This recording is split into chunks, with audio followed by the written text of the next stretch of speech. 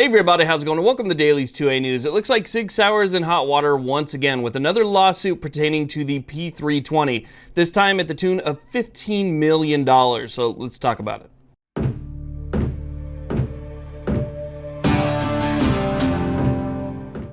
Now, the P320 has given Sig Sauer some headaches in the past. Obviously, they had some growing pains when it first came out, which is why you're going to find a different trigger shoe on the Generation 1 than you are on the Generation 2 trigger setups. The trigger was heavier in the beginning. They've lightened the trigger up in order to avoid some of the problems that they were having in the past. So we do know that problems have existed. However, according to this news report, there have been 54 incidences similar to what we're going to watch here in just a second. These incidences have proven mostly to be negligent discharges. So they're in some way an operator error or an error based off of the equipment that somebody is using. However, in this instance, it looks like there was a Serpa holster that was being used not on body and in a purse by itself. Is that possibly cause of a problem? I'm not 100% sure, but let's take a look at the story. Brittany Hilton is a mother of 3 daughters and a detective at the Bridge City Police Department in Texas. She never imagined what she says happened last winter inside her station house. Take me back to December 1st. It was a normal day. I grabbed my purse and I put the 2 straps on my forearm. My purse kind of swings out and I hear a loud pop. My first thought was our gun's gone off. Then I took one step and I felt this pain. It felt like a hot rod of metal had just been placed not only in my private but through my leg. The gun was Hilton's police service weapon, which she says was holstered inside her purse. A semi-automatic pistol called the Sig Sauer P320. She insists it went off on its own. Hilton has now filed a $15 million federal lawsuit, alleging that the P320 has serious design and manufacturing flaws. It has a clear capacity to fire without the trigger being pulled. Okay, so after watching that report, we're going to assume that it was in a Serpa holster since they showed it in that Serpa holster, and she also showed how nothing could get into the trigger guard while in the Serpa holster. We're going to make the assumption that it was in that Serpa holster when everything went down. So the way that a Serpa holster works is when you place it in the holster, it's locked into place by a small lever that's on the side. So when you were to go down for your draw, you would push in with your finger while pulling up, and that releases everything. There's a couple different issues here. If that was still in the purse, okay, if that was in the purse and locked into that holster, nothing should be able to get into that trigger, meaning that it would have to be a mechanical problem on the part of the P320, which made it go off. However, if it's in a purse in a confined area, okay, and the button is pressed, for instance, she moves around, right, and that button is depressed, causing it to come out of the holster just enough, right, where something could get into that trigger, and then bang, right, she hears that loud pop, and with that pop, it kind of throws everything and jostles everything back into place. That ends up right back in that holster.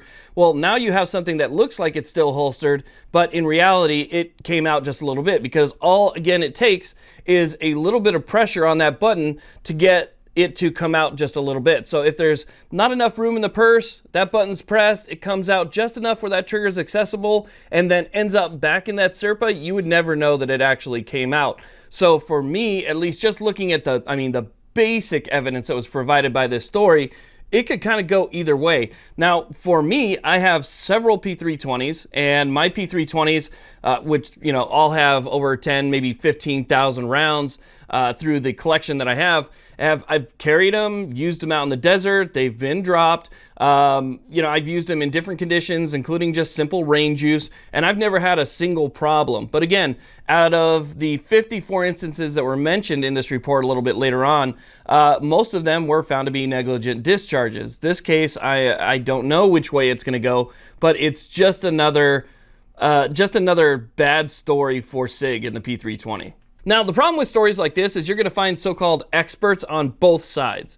And if you know what you want the outcome to be, you can find it. If you are an expert and you look at something and you want an outcome to be one way, you can look at it and make that outcome happen. If you're an expert on the other side, you can look at the exact same thing and still make the outcome somewhat different. So for me, I would like some type of report that actually shows whether or not this was something that was a mechanical malfunction or if it was something that was caused by some type of negligence, or even just the fact that it maybe came out of the holster and there was no mechanical error. I want to see the reports, because the P320 is extremely popular. A lot of people have it. A lot of people carry it.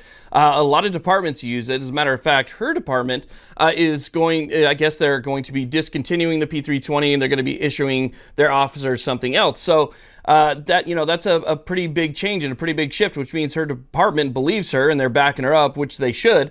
But again, I want to see the reports on this, because if you are getting multiple reports of the P320 going pop without anything happening, for instance, just sitting in my holster, I don't want it to go pop. I want the trust, and so I want information.